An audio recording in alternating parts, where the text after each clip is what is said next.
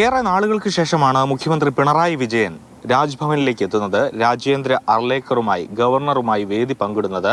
നേരത്തെ സ്വാതന്ത്ര്യസമര ദിനത്തോടനുബന്ധിച്ച് നടന്ന അറ്റ് ഹോം പരിപാടിയിൽ മുഖ്യമന്ത്രിയും മന്ത്രിമാരെയും ഒക്കെ ഗവർണർ ഇങ്ങോട്ടേക്ക് ക്ഷണിച്ചിരുന്നുവെങ്കിലും തിരുവനന്തപുരത്തുണ്ടായിട്ടും പലരും വരാത്തൊരു സ്ഥിതി ഉണ്ടായിരുന്നു. യൂണിവേഴ്സിറ്റിയുമായി ബന്ധപ്പെട്ട വിഷയങ്ങൾ, അതോടൊപ്പം തന്നെ ഭാരതാംബയുമായി ബന്ധപ്പെട്ട ചിത്രവിവാദം, ഇതെല്ലാമാണ് വലിയ രീതിയിൽ ഒരു പ്രശ്നത്തിലേക്ക് സർക്കാരും ഗവർണറും തമ്മിൽ പോകാനുള്ള കാരണമായത്. രാജ്ഭവന്റെ ഭാഗമായി പുറത്തിറക്കുന്ന ജേണൽ മാസിക അത് പുറത്തിറക്കുന്നതിന് വേണ്ടിയാണ് മുഖ്യമന്ത്രി എത്തിയത്. മുഖ്യമന്ത്രി അത് ശശി തരൂർ MP നൽകിക്കൊണ്ടാണ് അതിൻ്റെ പ്രകാശന കർമ്മം നിർവഹിച്ചത്. ആ വേദിയിൽ നിന്ന് ഭാരതാംബ ചിത്രം രാജ്ഭവൻ ഒഴിവാക്കിയിരുന്നു. സൗഹൃദ അന്തരീക്ഷത്തിലായിരുന്നു പരിപാടി നടന്നതെങ്കിലും കൃത്യമായ വിയോജിപ്പ് മുഖ്യമന്ത്രി ഇന്ന് ഇവിടെ രേഖപ്പെടുത്തുകയുമുണ്ടായി.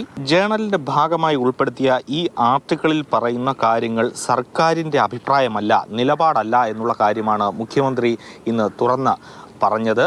ഇതിൽ ഭരണഘടനയുടെ 200-ാം വകുപ്പ്, ഗവർണറുടെ അധികാരങ്ങൾ, നിയമസഭയുടെ അധികാരങ്ങൾ തുടങ്ങിയവയുമായി ബന്ധപ്പെട്ട് ലേഖകൻ പ്രകടിപ്പിക്കുന്ന അഭിപ്രായങ്ങളെല്ലാം സർക്കാരിൻ്റെ അഭിപ്രായങ്ങളാണോ എന്ന് ചോദിച്ചാൽ അല്ല എന്നതാണ് ഉത്തരം. ഇവിടെ പ്രശ്നം ഇതാണ്: വിയോജനാഭിപ്രായങ്ങളെ അനുവദിക്കണോ, കഴുത്ത് ഞെരിച്ച് കൊല്ലണോ? ആദ്യത്തേതാണ് വേണ്ടത് എന്ന് കരുതുന്ന സർക്കാരാണ് കേരളത്തിലുള്ളത്. ഓണം വാരാഘോഷത്തിന്റെ സമാപനവുമായി ബന്ധപ്പെട്ട ഘോഷയാത്രയിൽ മുഖ്യമന്ത്രിയും ഗവർണറും ഒന്നിച്ചാണ് വേദി പങ്കിട്ടത്. അവർ കുശലം പറഞ്ഞു, സൗഹൃദം പങ്കിട്ടു.